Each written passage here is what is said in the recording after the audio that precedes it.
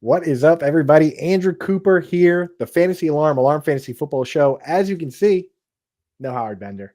He's been taking a little break for hardball. He's also right now a 2-day fish concert. So we don't even want him scrambled up in here. We're doing our own thing. As I've been doing the last couple of weeks, I'm having my friends on. Had Jim Coventry on to talk quarterbacks and tight ends. We had Dave Kluge on to talk wide receivers. And now for the grand finale with the NFL draft tomorrow, we get to talk about the biggest, most important position of the year, the running back class. So I'm bringing on my guy, Pat Fitzmaurice from the Fantasy Pros, the managing editor.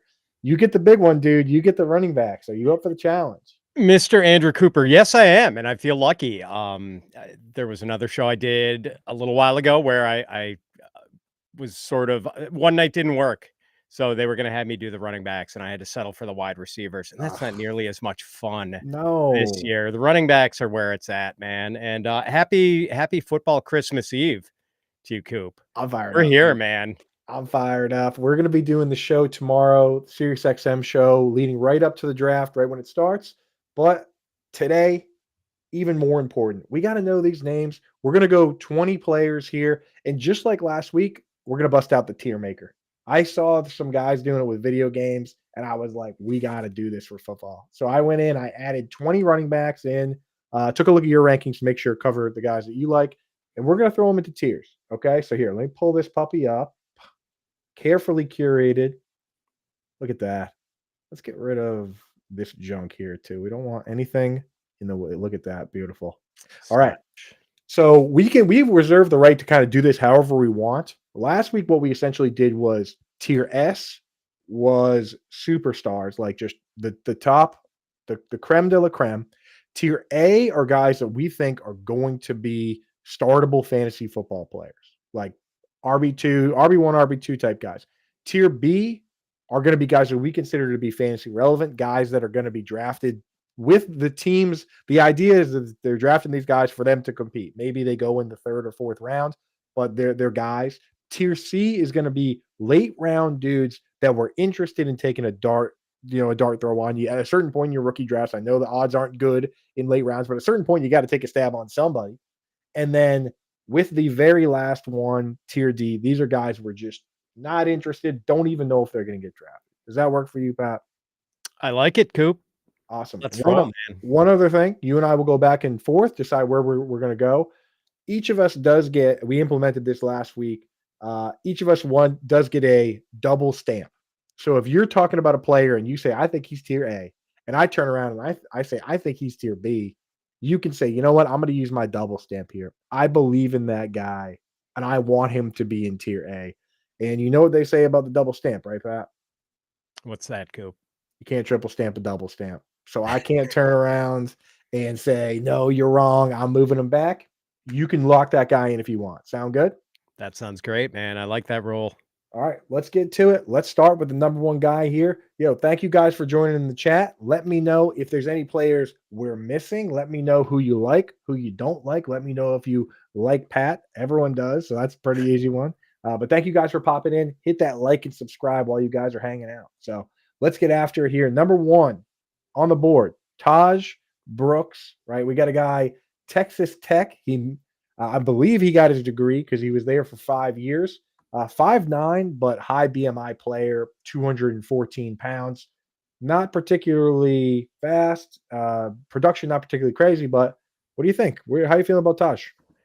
I'm actually feeling good, and I think I'm probably going to be ahead of consensus on him, and will Okay. probably wind up with him in a lot of my dynasty rookie drafts, Coop. And what I like about this guy is he is just such a broad skill set. He was actually really productive at Texas Tech, over 1,500 rushing yards and double-digit touchdowns each of his last 2 college seasons, and one of the best pass blockers in this running back class, and can catch passes.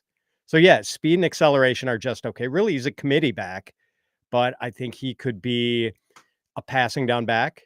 I think he could be your short down back in a pinch. I think he could play on early down. So there are a lot of paths to playing time for Taj Brooks. So I don't feel super confident that he's going to be a guy you're going to be starting week in, week out any of his first couple of years in the league. But I would put him probably in the C class. So I mean, based on what you're saying here, and I like this player as well. And I think one thing that people hugely, hugely underestimate is pass blocking because it is such a crucial thing at the NFL level. If you are letting the quarterback get hurt, you will get yanked. And we've seen players that basically anytime you watch a guy and you're like, wow, he's explosive, he's great, I love him. Why doesn't he play more? It's typically because of pass blocking.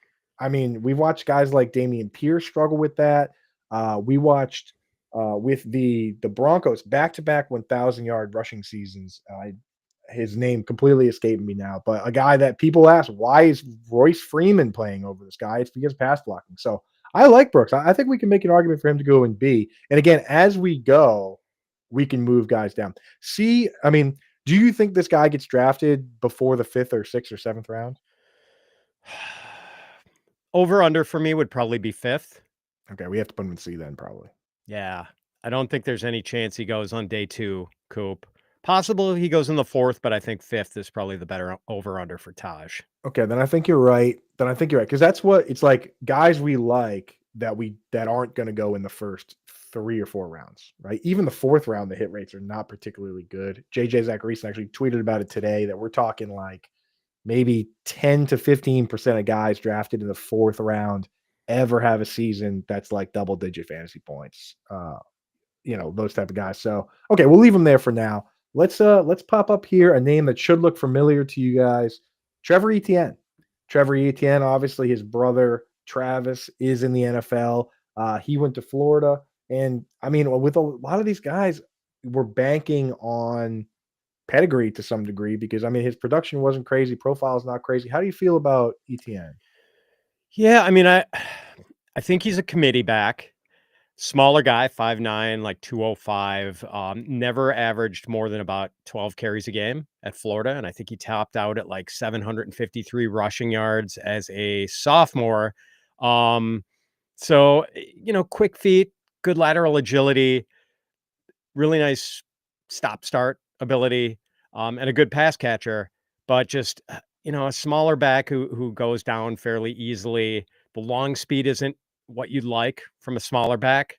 So to me, he's more like a D tier guy, Coop. And I know he's got NFL bloodlines with his brother being Travis, but I'm not super excited about him, and probably a guy I'm not going to wind up getting a lot of in Dynasty. Yeah, and the thing is, a lot of times with these situations, we'll say, "Oh, well, this guy is here, but his brother's even better." Which this isn't really the case. It's kind of the other way around. And Travis hasn't really wowed us either. And uh, there's been plenty of times where we have fallen for kind of reaching for the brother of NFL players or sons or whatever, and it doesn't work out. I mean, pretty one example would be Calvin Ridley's brother, Riley Ridley, came out and everyone Cool. was very excited, right? Good, and good pull, man. That was a great example of a brother who did not live up to the older sibs' right, and high looking standards. looking back, I went and looked back and I was like, is there even a reason besides this being Calvin Ridley's brother why we like this guy? And I couldn't really find it. So I think that's a good spot for him. Next guy here, DJ Giddens, Kansas State. There are a lot of bigger backs in this class. So typically in a draft class, we're like half the guys we're like, oh, he can just be a pass down back. He's like 180 pounds or whatever. 6 foot 212. And there's a bunch of guys that are 215, 220.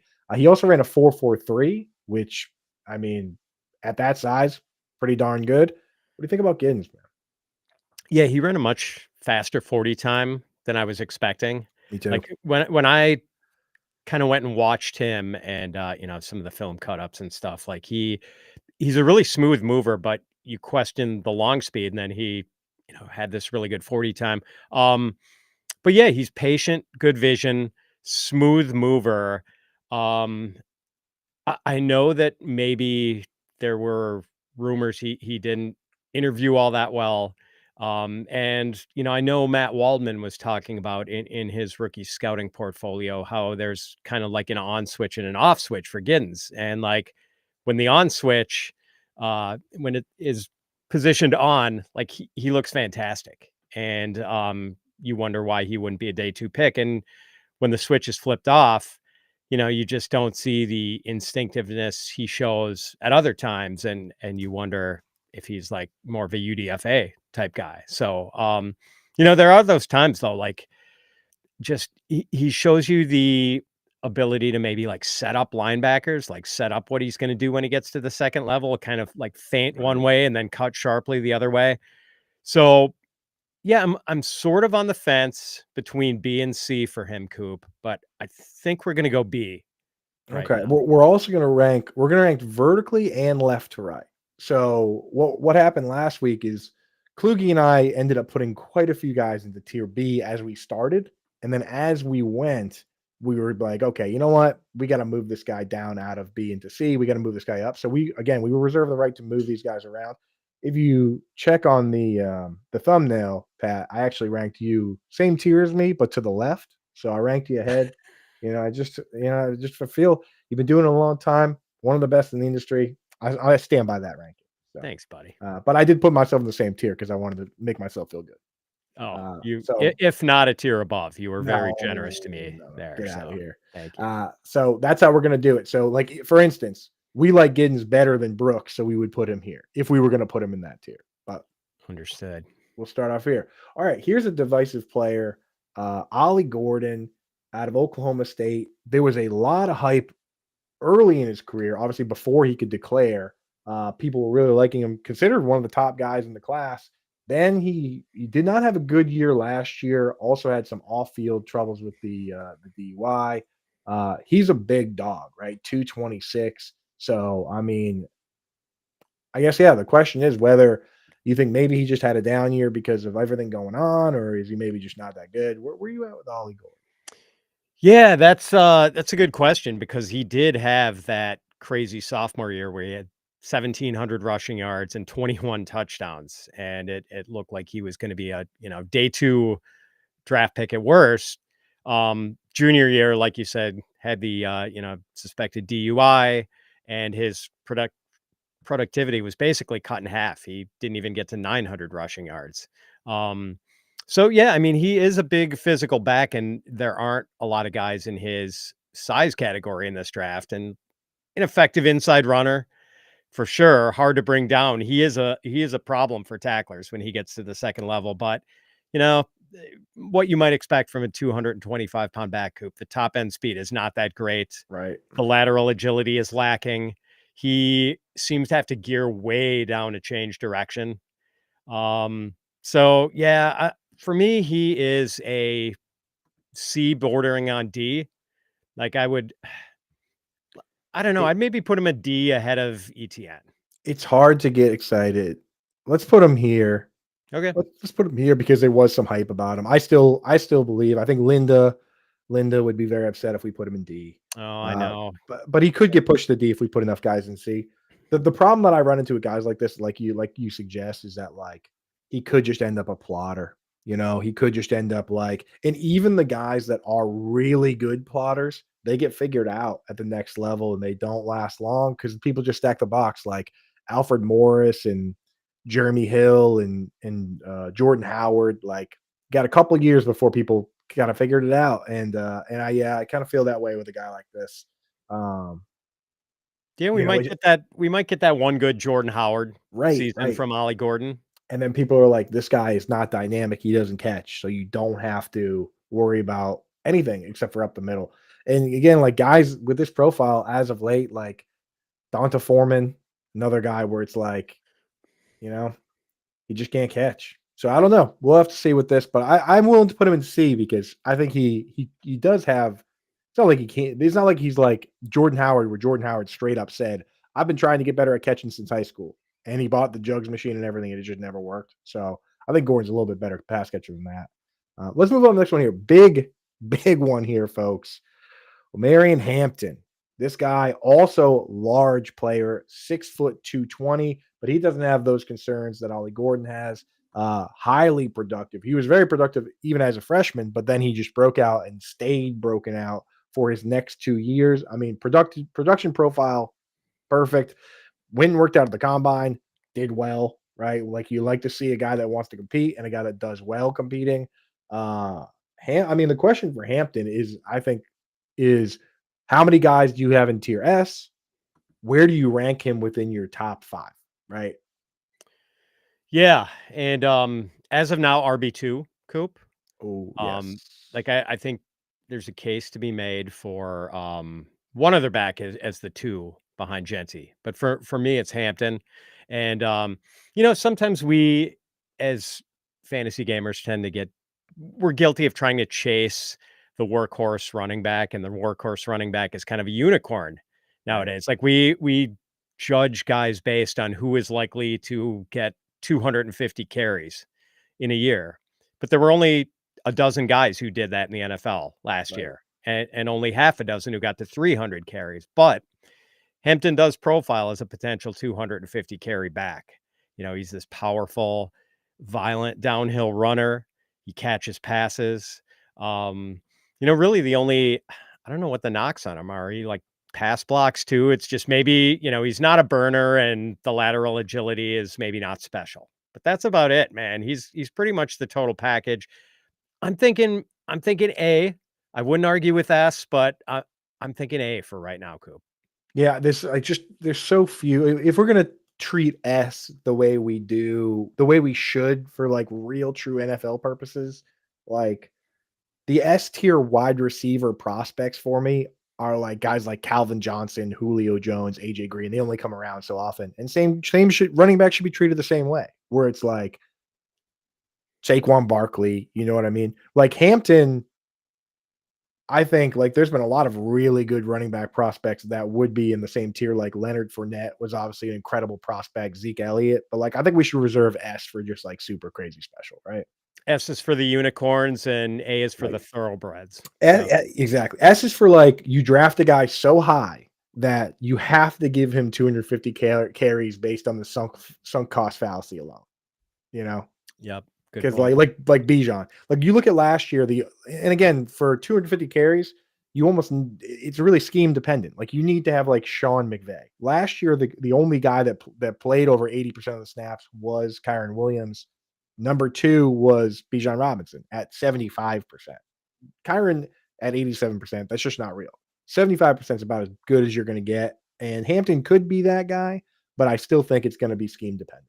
I mean, I have Hampton in my mock draft going to the Bears. And I think if he goes to the Bears and Ben Johnson uses his two back system, he's not going to be a every down guy, right? Yeah. I mean, we might be better off with him sliding further down in the round and going to a team like maybe the Broncos or even better, the Commanders at Right. 29 if he slips that far.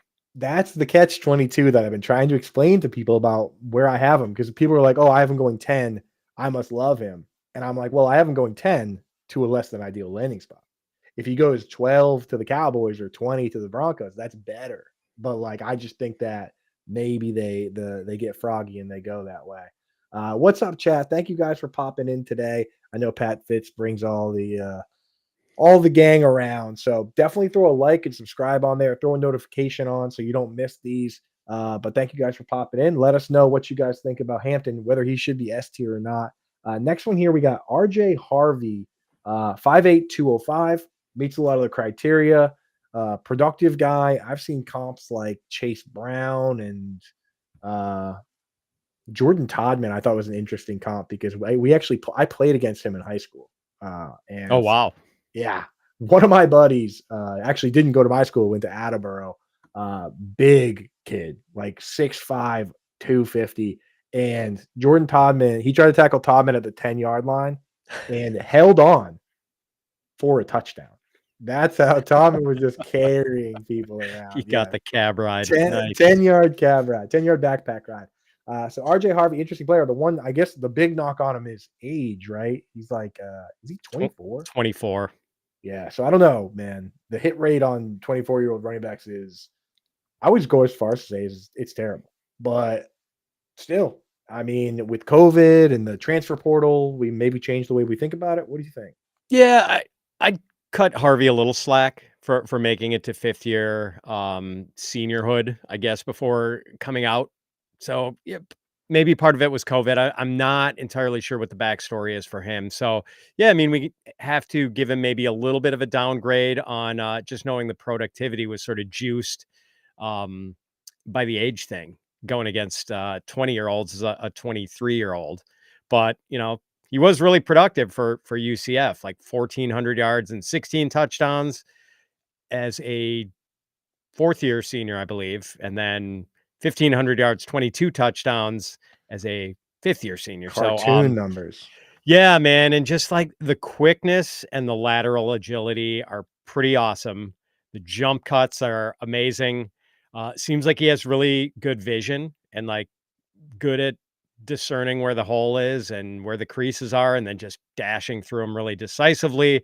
Not an exceptional tackle breaker, but hey, that's what you expect from a guy who's like 5'9", Right. 208 or whatever. But capable pass catcher, and by all accounts, Coop, he is like a coach's dream, team leader, high academic achiever. So yeah, the age is a knock, but maybe there's some other intangibles that work in his favor. So this is sounding like B. Do we think he gets the draft capital? Yeah, I mean, borderline day 2, day 3 guy. I I think think we he got to goes. put him B then. I Do you have think him? so Do you have him too. ahead of Giddens or behind Giddens? I have him ahead of Giddens. I think that with a guy like this, just people you have to keep in mind that the value floor for these guys, like in your dynasty leagues, perceived value is super important. So we need this guy to go early. We need him to hit early because the trade value for a guy, an older prospect, can just plummet. We've seen it in the past where it's like if they don't pop right away, like D. Eskridge when he went to the Seahawks and he didn't hit right away, and then people were like, "Wait a second, this guy's 26."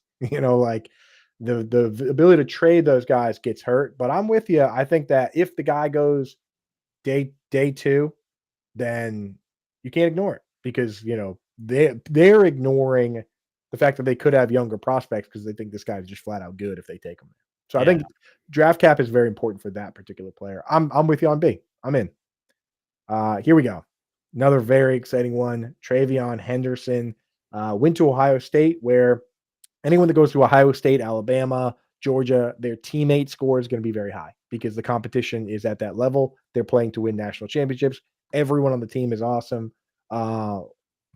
Let me take a wild guess. This was the player that you said could be 2 or 3 with Marion Hampton. Correct, sir. Yes. You have him 3 though. I have him 3, but it's close enough, Coop, that I would flip Henderson and Hampton if Henderson were to be drafted before Hampton. And I think I think that's in play as a Yes. possibility.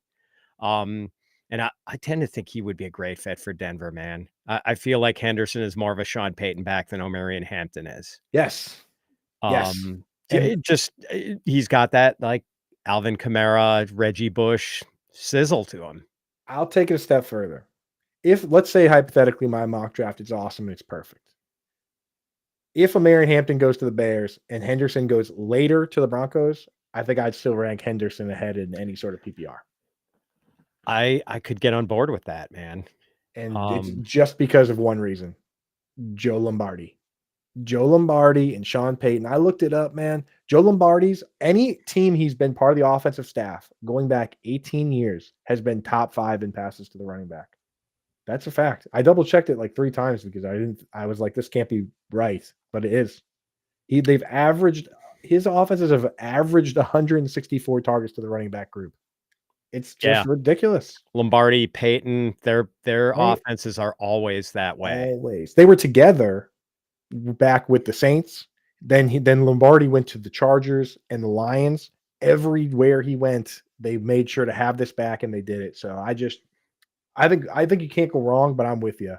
Oh man, and Henderson is so deadly on screens, man. He is made for the screen game. Oh, dude, if the Broncos pass on a running back and they take a slot wide receiver and simultaneously don't draft my running back and they also hurt my guy Evan Ingram, I'm shutting the TV off, dude. I've been having nightmares about it. I'm having nightmares about it. You know what I mean? That would be Uh, rough. it'd But be yeah, rough. man, Henderson's awesome, dude. He, the speed and the acceleration, the quick feet, the way he strings moves together, just an explosive playmaker, man. And you know what? He pass blocks for not that big a back. Like, he is a ferocious pass blocker, man. Right. Yeah, he's awesome, dude. And, So playing with Quinshon Judkins, just the fact that they did, a lot of guys in that situation, they would just be like, "You know what? We're gonna like we have Quinshon Judkins, so we're just gonna use him." But they both played. Jack coming in saying, have the 101 and 102 in a startup dynasty superflex PPR tight end premium. So, Jack, can you clarify if it's a startup, that means there's uh are you doing a rookie draft or are you doing a startup? Because if it's a startup super flex, you should not be drafting running backs 1 and 2. You should be drafting quarterbacks. But if it's a rookie draft, I would consider it. So let us know in the comments and we'll get to that question. In the meantime, uh let's look at let's take a peek at Hunter here. This is a guy that I think that I've listened to a lot of your stuff. You're not necessarily much lower, but you're lower on Jarquez Hunter than most. Uh, what's your thought process on him? I mean, is he a guy that you're he went to Auburn, 5'9", 204. Is he a guy that you're drafting at all, or are you just out on no, I'm not totally out on him, it? Coop. Okay. I mean, there are just so many guys I like in this class. It's a I deep feel like, class. yeah, he's gotten maybe lost in the shuffle, and I know that one of our developers on our team, our company trip about a month or month and a half ago was trying to sell me. He's an Auburn guy, Yeah. and he was giving me a hard sales pitch on Jarquez, but I mean, really like good vision, quick, good contact balance. Like, this guy does not want to go down for a guy who, a smaller dude packs quite a punch. Um, like, I actually thought the Kentucky defense was really good and really underrated last year, and he absolutely destroyed that defense. Like, 278 rushing yards, I think, and a couple of touchdowns. Solid pass catcher. So I do like him. Um, I don't right now, I would kinda wanna squeeze him between Taj Brooks and Ollie Gordon on that C tier. How do Oh you feel wow. about him, Coop? Are you, So uh I don't know if he's gonna get the draft cap right. because there's so many guys. I just like in the first 3 rounds, that's top 100 picks. I don't know if we're gonna. I think we could easily get. I mean, we could get as many as 8, 6, 6, 7, 8. Because I mean, I think 3 first rounds. I think we're gonna get at least 6 in the first 5 or 6 in the first 2 rounds. So I don't think it's crazy to have 8 guys up here, but like 8 or 9 guys. But let's put them here for now. Let's put them at the end of tier B. Okay. And again, we can if we get too many guys we want to put in that range, we can dump them. Uh, Okay. And if you're we got production assistants at Auburn that we got to keep happy around here. That's right. Next one here, Jordan James, 5'8", 205. And this is a situation we run into a lot where we might not look at this guy as closely if Bucky Irving didn't turn out to be so good, right? Because it's like Bucky Irving goes to the NFL 4th round pick, but turns out to be awesome. And then we look back and say, okay, well, Jordan James didn't break out early, he didn't do a lot, but they have Bucky Irving. So is that a good enough excuse? Yeah, man, I'm not, like, in love with Jordan James. I'm in like with him. Right. Uh, but I guess there's some good things about him. He just turned 21, so he's younger. Um, very capable pass catcher. Maybe not real fast, not a lot of wiggle, but he is a decisive inside runner who just, sees the hole and charges through it, kind of a physical runner for a smaller guy. And the thing is, like, I don't love him as much of a lot of the other backs in the class, but Dane Brugler's got him at like RB7 or RB8 in this class. Todd McShay really likes him. Like, some Right. some of the smart film guys seem higher on Jordan James than maybe the dynasty community is, which definitely makes me think he is like, I don't want to rule him out. He's one of those guys I want to get at least one share of in one of my dynasty leagues. So I know, Coop, he's kinda between B and C for me. I may be Right. leaning, like maybe I leaning C? I think C as well, and the reason being is that, like, the NFL guy he's a guy that NFL guys like, but when they give me the comps that they use for him, you're right, those guys do seem like better NFL players than fantasy players. Like, keep seeing him comp to, like, Jalen Warren, and I'm like, undersized guy that plays bigger than he is and toughness and all that, and I'm just like, how often do those guys no, he's not even necessarily undersized even, but, like, he's just not he's not like, like, some people are comping him to, like, Chris Carson and stuff, and I'm like, Chris Carson was huge, and he also fell to, like, the 7th round, and got lucky that Rashad Penny was a bust because they tried to replace Chris Carson, you know what I mean? Yeah. So, it's just like, I think I'm with you where it's like, we like the guy enough to not say we're not interested at all, which means he goes in C tier. Yeah. Yep. Now, do we like him better than Taj Brooks? I like him better than Ollie Gordon. Me too. And I think I suspect he's going to be drafted before Taj Brooks, and I'm willing to defer to the likely draft capital and have him ahead of Taj Brooks. Okay, yeah. I'm with it. I'm with that. So Jack, so I think this is I think he's saying it's a rookie draft. So just real quick on this one, would you at this junction, if you had to draft today, the day before the NFL draft for some crazy reason, would you be taking the running backs first? I think I would take either Hampton or Henderson, depending on preferred landing spot, over Cam Ward as of right now in Superflex. Coop. Agreed. Yep. So I think that's how I'm looking. That's Genty, and then I might have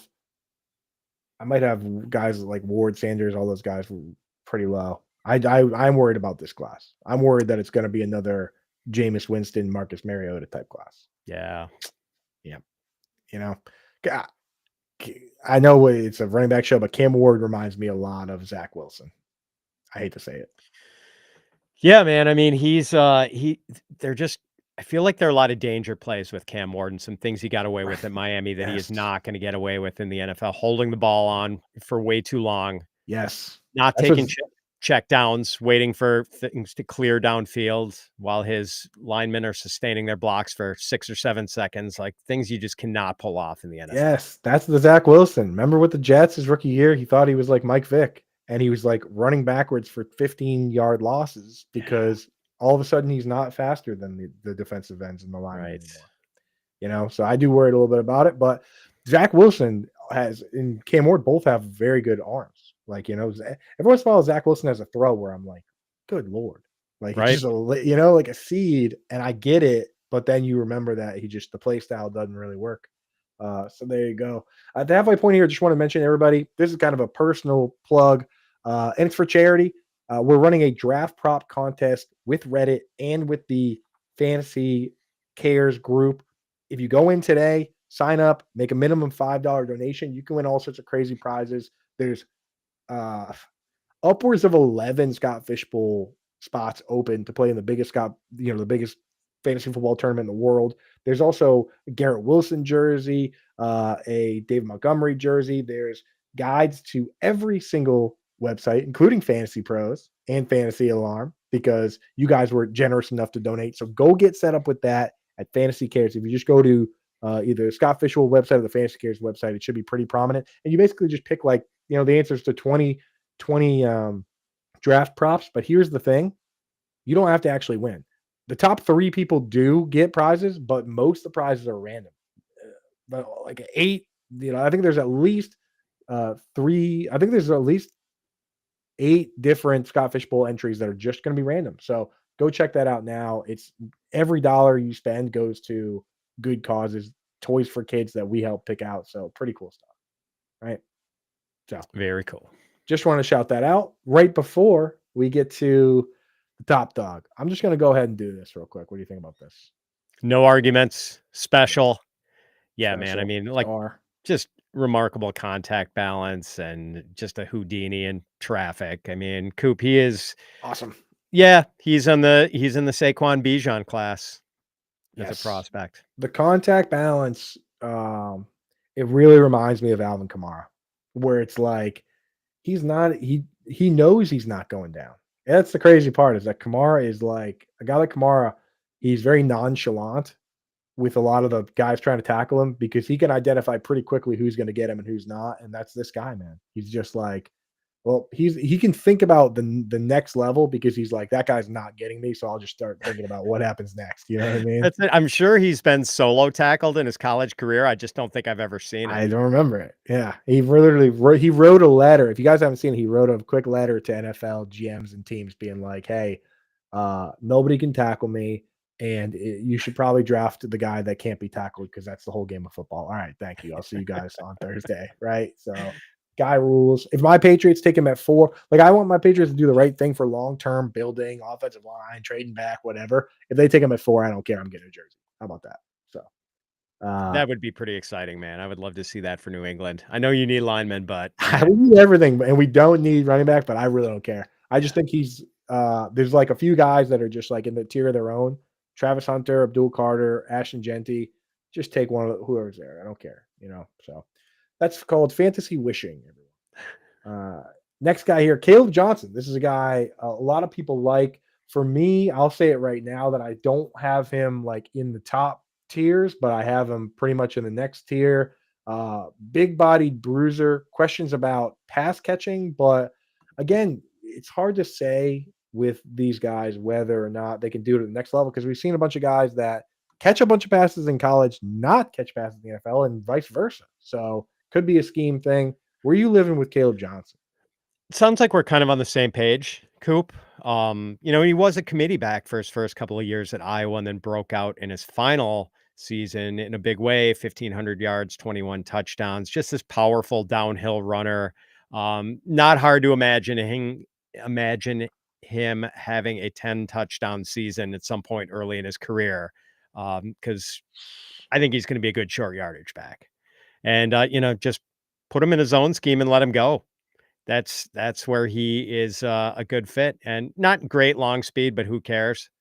It's good enough, and I know some people think the long speed's underrated with him, but I'm with you, Coop. I don't think he's quite in the Hampton Henderson class, but man, I'm torn between A and B, and I'll Right. let you make the call here. I tend to put him in A, I think, but behind the other guys. Yeah, I think If you wanna throw him in B, though, I'm not. I think let's put him in B for now. The thing with B is that let's put him in B. Let's set ourselves up for this. Let's put him in B, and then we're going to need to move people out of B one way or another at some point, either up or down. We might end up just moving guys down, and it's going to look better that way. But I'd say we go here for now. He is a big boy, 224.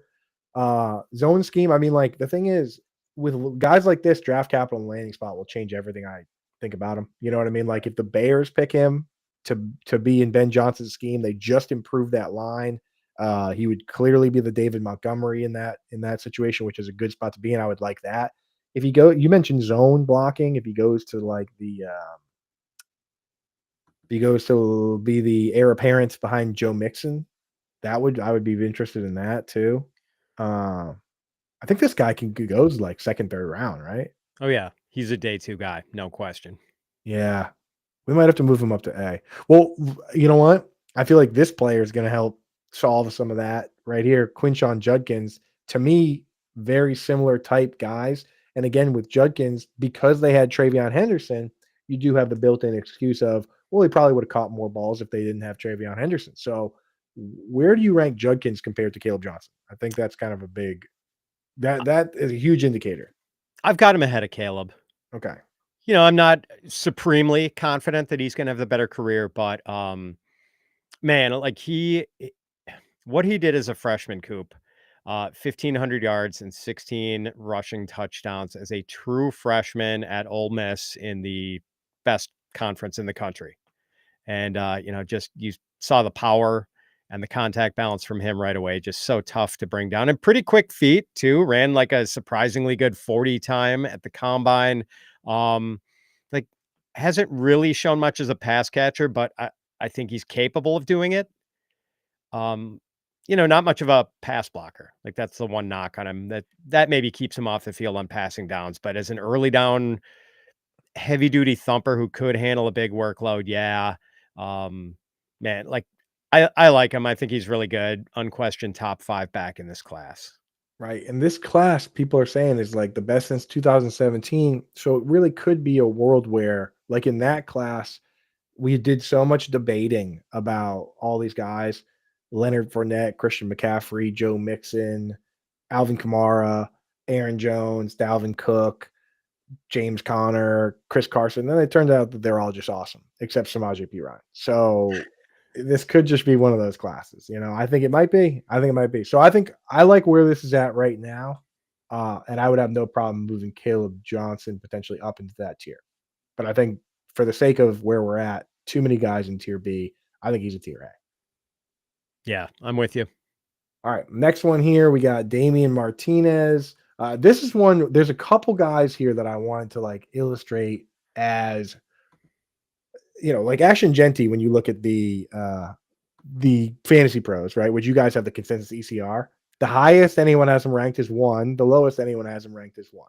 Everyone is pretty much in consensus. This player has a pretty wide standard deviation. Some people really love this guy. Some people don't. 6 foot 217. Not a huge. I think JJ Zachariason has this stat called prorated team reception share, which sounds like a lot, but it's basically just like the percentage of your team's receptions that you got. And he was low, only like 5%. So they really didn't throw to him a ton at Miami. But we do know that starting running backs, if you get that job, are more consistent week to week than pass catching backs. So Damian Martinez, a divisive guy. So I'm going to leave it up to you first to weigh in. I like him. I'm generally pro Coop. Okay. I know he doesn't have an extensive pass catching history, but like when he's on film, it looks like he can do it. Um, for a big guy, he has the sort of power and tackle breaking ability you'd expect. And I think in college they listed him at like 235 or something. And he talked to my buddy Thor Nystrom at the combine or the Senior Bowl. And he's like, no, man, I never played anywhere close to 235 or whatever that. I think it was just to intimidate opponents. Yeah. So, but he still is a bigger dude. And what stood out to me when I watched him, Coop, like he kind of reminded me of Le'Veon Bell when he was at Michigan State, in that Okay. he was this bigger dude who runs like he's 195 pounds. Yeah. Like Yeah. he wants to make moves and um, like is capable of that. And I like the big dudes who move like smaller backs, but have the power to like run through arm tackles and stuff. So yeah, I mean, just that combination of like niftiness and power, I really like. Just surprising speed and lateral agility for a bigger dude. So I'm on board, man. I think he's a B guy behind Caleb. Well, Okay. I would squeeze him personally, Coop. I think he belongs between RJ Harvey and DJ Giddens. I want to put him, yeah. Well, Harvey, the thing is, Harvey is age versus pass catching ability. That's kind of the different knocks on these Yeah. guys.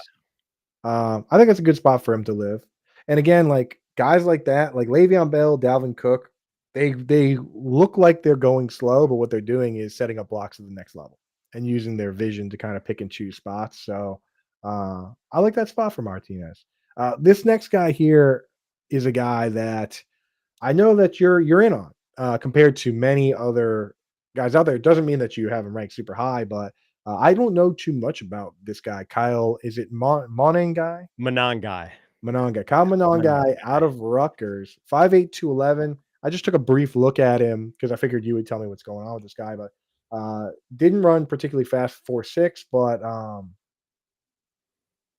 and I mean, I don't really know a ton about this guy. What's the deal with him? Yeah, so he's small. He didn't run well at the combine. He doesn't really catch passes, or at least didn't do it at Rutgers. And I think he's 23, so he's a little overaged. I'm doing a great selling job, aren't I? I Coop? was gonna But say. so yeah, what's to like about him with all those knocks? I mean, this dude has a heart of a warrior, Coop. He runs as hard as anyone in this class. And he has like surprising power and tackle breaking ability for a smaller dude, and I think his missed tackles forced was up there with the leaders in this running back class, and it's a great class. I mean, this guy is like he opens your if you're a Big Ten guy like I am, I went to Wisconsin Yeah. and watch way more Rutgers football than I should, but he was a good reason to watch Rutgers football because he is fun, man. He is just a lionheart. So it's funny. You basically described. Correct me if I'm wrong. It sounds like another Rutgers running back, Isaiah Pacheco. Doesn't that Yep. not sound Yep. like what I mean? Just like angry run award candidate, Yeah. right? Like, I think he's a little shiftier than Pacheco, but he has that same thing where, I've always said Pacheco runs like he's trying to run through a closed door. Yeah. And, Monangai has a little bit of that too, for sure. They do turn out the angry runners at Rutgers for whatever reason. Isaiah Pacheco is one of the few guys that like it makes me a little squeamish when I watch him play. Like when he Yeah. Oh, runs up the middle and you hear that crack, I'm like, yeah. ugh. It brings me back to my days of my high school days of like crunched fingers, and I'm just like, especially I when it's know. cold out. Yeah. So Pacheco, man. Okay, so this sounds like he's not a D tier player, but he probably not going to go first 3 rounds. So where do we put him among these guys here? Realistically, Coop, I mean, I think I do have to put him in the D tier just because the profile, like if he hits with the profile he has, he's kind of a unicorn. But I do Yeah. think there's a chance he's a unicorn because of just how much of a gamer and baller this guy is. So I would Okay. put him at the head of the D tier ahead of ETN right now. Well, we do have people that play in very deep leagues with taxi squads and stuff where Yeah. they're going to get down to the D tier and they're going to need to pick from left to right. So we'll put them ahead of Trevor Etienne or I would say so, yeah. yeah. And I Okay. mean, ETN might have a little bit friendlier an NFL profile, but man, I'm willing to cape up for Monangai and not have him be the last guy in our Yeah, I like that. tiers. Where it's like when you get to this range and it's time to throw darts, in your crazy deep leagues, best ball leagues, things like that, that's a dart we're throwing. So I like that. I think that's realistic. Here's another player. I mentioned earlier that there were a couple divisive guys.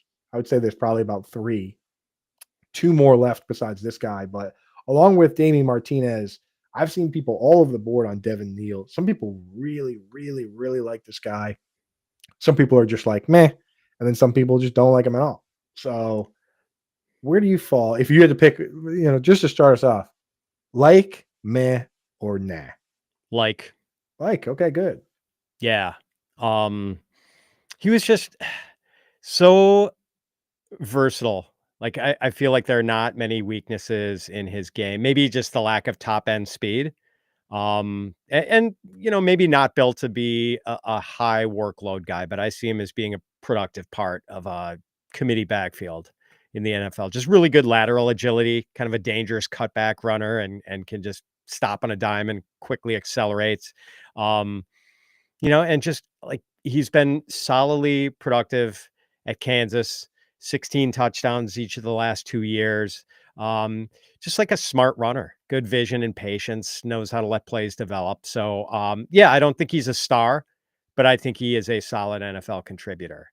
And I don't know, for me, Coop, I guess based on my rankings, I would have him in the B tier between Harvey and Martinez. I think he's right in that like Martinez Yeah, Giddens category. But if you like Damian Martinez more than Neil, that's fine. I I think I've don't. got Neil like ranked one spot higher. No, I don't, and I think I could make an argument to put Neil actually ahead of Harvey. You I could. think that's where I would live. I am, and again, if we were just doing this for redraft, then maybe. But I with age with running back, there's just so. I mean, we just have seen guys fall off the cliff. Unfortunately, at such earlier ages. You know what I mean? That it's like look at guys like Melvin Gordon and Zeke Elliott. And the shame is that people forget how great those guys were. Incredible, incredible NFL players. But because at age 28, 29, they were kind of done. Now people would just turn around and they don't give them the respect that they deserve. You know what I mean? And I worry something. Not everybody's going to be Derrick Henry or Alvin Kamara. And I don't know if Harvey has the profile to give us more than 3 or 4 years. And I know that's all you can really hope for, but like I don't know. I'm hoping for more upside. That's where I kind of am with Harvey. So you know what? I'm gonna double stamp this Neil spot and All move him to right. Harvey. So that's my double stamp. I don't have any left. Got it. And we have to start considering either moving Johnson up or Hunter down, but we'll cross that bridge when we get there. Here we have Dylan Sampson. Uh, and again, kind of like Neil, I feel like looks faster when I watch him than actually like what his speed seems to be. I don't know. But I like Sampson. What are your thoughts on it? A lot of explosive runs from Sampson, but doesn't really stand out necessarily in any other category besides explosive runs. So, or unless do you think he is a standout? I like him a lot, man. I Okay, like good. his feet and lateral agility, and like I feel like a lot of people like Jalen Wright coming out of Tennessee last year, and I kind of felt like Jalen Wright. I just wasn't into him. Like he had the tools, but maybe not the toolbox. I think Dylan Sampson has the tools and the toolbox. Like he is a better and more instinctive runner than Jalen Wright. Um, and Josh Heupel runs such a quirky system at Tennessee that it's really hard to figure out how guys are going to translate from that to the NFL. But I feel better about the ability of Dylan Sampson to translate than I did about Jalen Wright's ability. Yeah, he doesn't get caught from behind. You know what I mean? So even though we don't really have a speed score, he just seems to have that knack of like knowing to how to move around. And when you watch Bucky Irving, it's very interesting how Bucky navigates the field. And I think that there's a little bit of that in Samson where it's like he wants to score, and he did quite a bit. So I'm in on Sam. I'm glad you're in. I when I do the intros here, I don't try not to steer you too much one way or another because I want to get your honest opinion. But now that you've said you're in, I will admit that I just like him. I like him. I like the big playability. And I think in the right scheme, he could be a home run hitter. Like Yeah. if the 49ers decide like, hey, you know what? We have Christian McCaffrey, but he's getting up there. Let's just try and get another guy that can be patient and we'll use our fullback and just kind of set him up to just, you know, pull the Raheem Mostert long touchdowns. Like be kind of cool. Yeah. And one more thing about Sampson real quick, Coop. Like I know the big play in the home run speed is like the selling point with him, but what he was really good at when you watched him against like nasty defenses like Georgia and Alabama, he was really good at turning like a potential 1 or 2 yard loss into like a 2 or 3 yard gain. Like he had that he knew how to kind of escape and get out of trouble and just make a little something rather than like cutting it back and turning a 2 yard loss into a 6 yard loss. Like he knew how to just like cut his losses.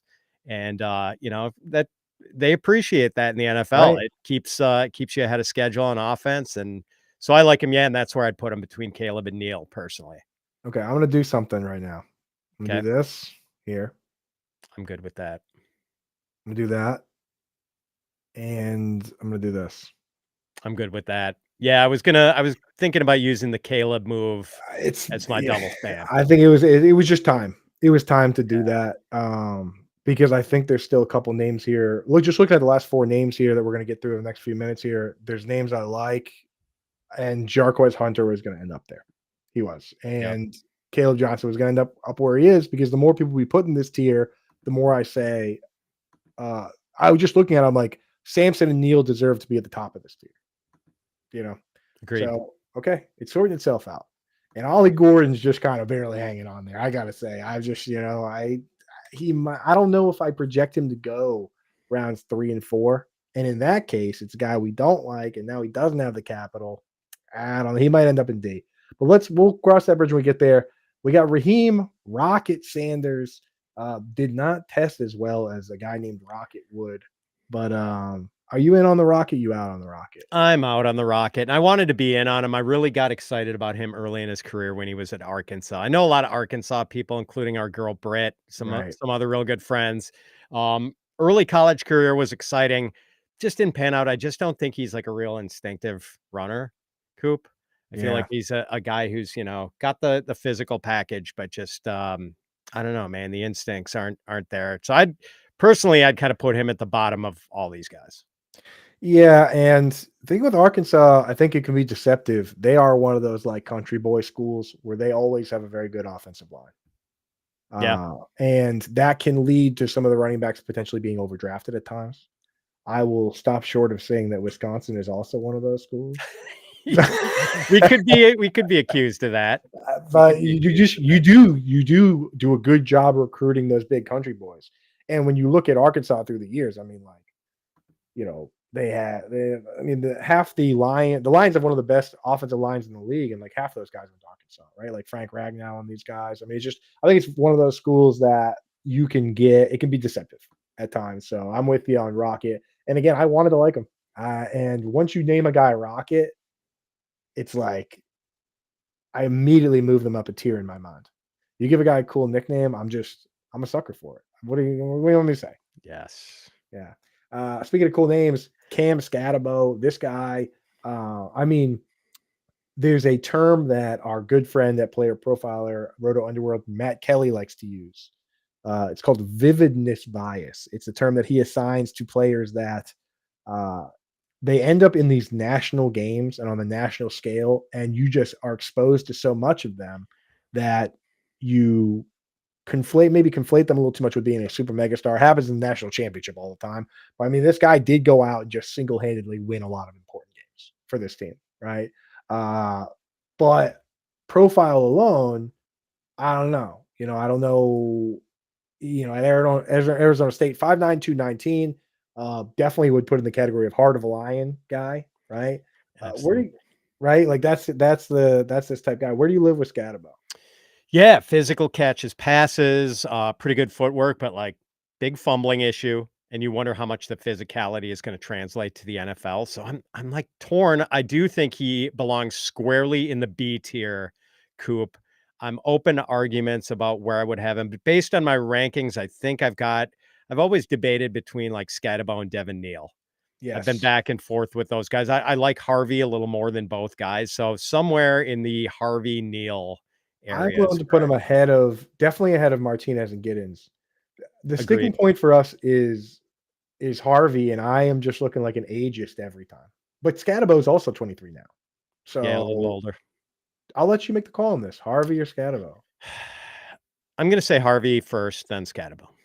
Yes. Now, yeah, let's say end of the third round comes around and Scatabo goes with the 32nd pick, and then Harvey goes in the compensatory picks like 10 picks later.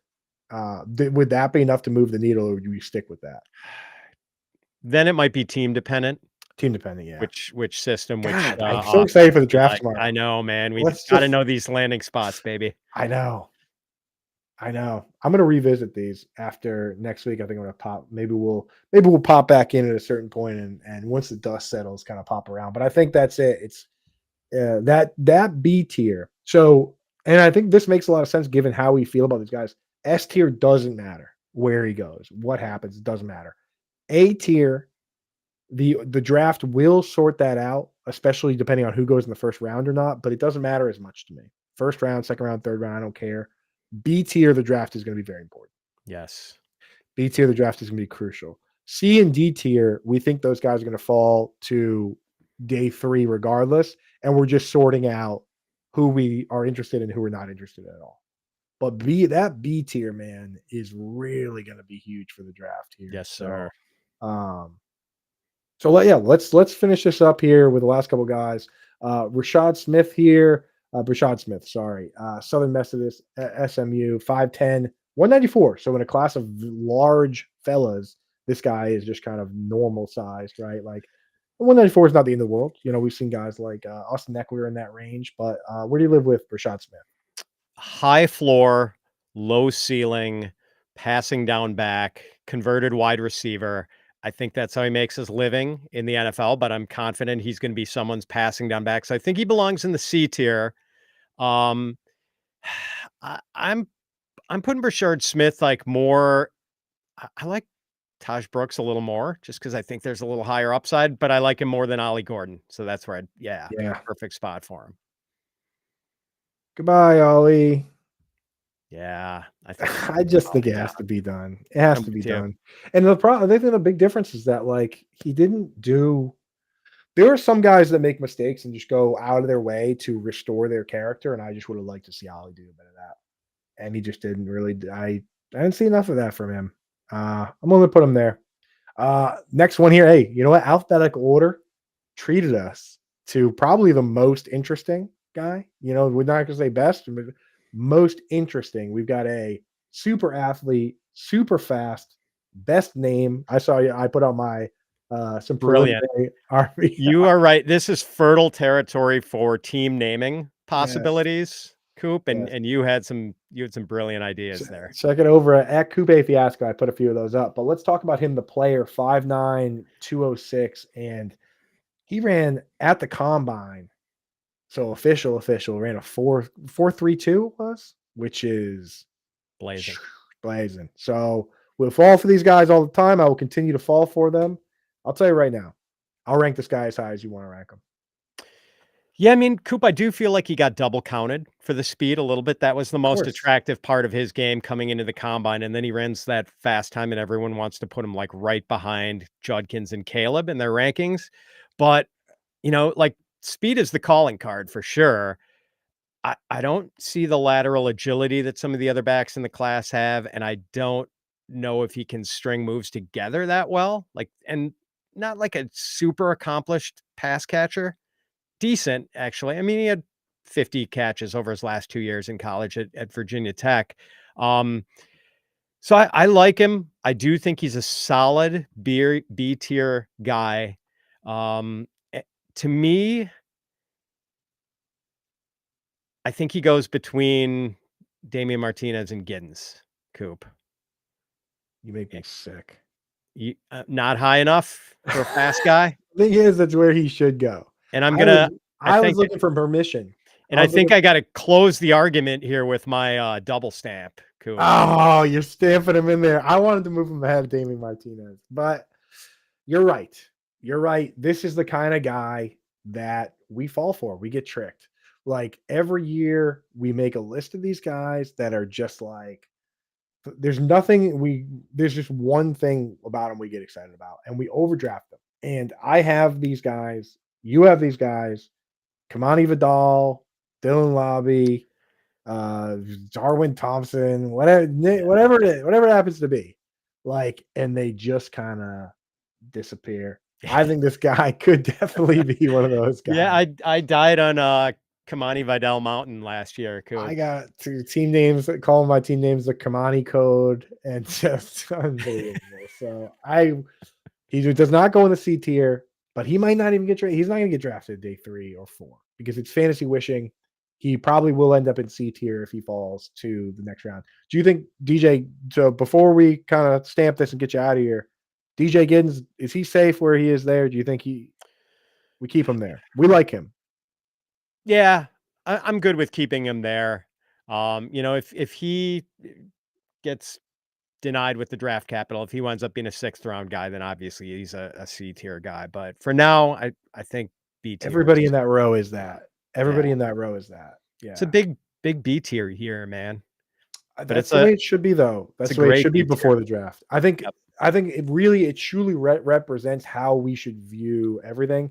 Because don't my thing this offseason has been, don't plant your flag so deep you can't move it. Right? Yeah, and Don't that's hang. it. Yeah.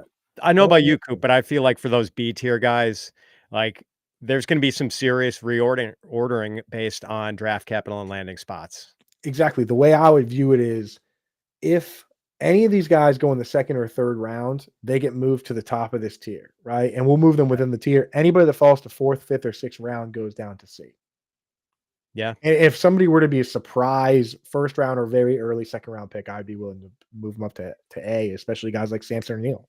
Yeah. Although this class is so good, I will say that we are going to see 5th and 6th rounders who hit. Like I wouldn't bury guys just because of that. It's just relative, and a 5th or 6th rounder in this class is much better than a 5th or 6th rounder in last year's class. We've seen it at every position. When the rare times that the QB5 hits, like Jalen Hurts or or Lamar Jackson or these guys, all the quarterbacks ahead of him hit. So if it's just one of those classes, right? Like Amon-Ra St. Brown was a 4th round pick, but it turned out to be a good class. know. Right. So yeah, I'm with it. All right, Pat, thank you so much, man. I feel really good about this one and where everybody settled in. If anyone wants to do these for themselves, I made them public. So if you go to Tier Maker and just type in Fantasy Alarm, it'll pull up all 4 of them. I just felt like if anybody wants to mess around with them, that they should be up there public because I put a lot of work into them. These are a pain in the ass to make. So go up there and tool around with that on your own and tag me on Twitter if you want to post them. Like, subscribe. Pat, tell everybody what you guys got going on. I know you guys are always crushing it, but let everybody know what's up. Yeah, we're doing a live stream for night 1 and night 2 of the draft. So you can check us out on the Fantasy Pros YouTube channel, and we're going to be doing a lot of dynasty shows in the next week to sort it all out post draft. So check out the Fantasy Pros Dynasty podcast. A lot of draft content and rookie content and dynasty content at fantasypros.com. And I'm on Twitter at Fitz_FF.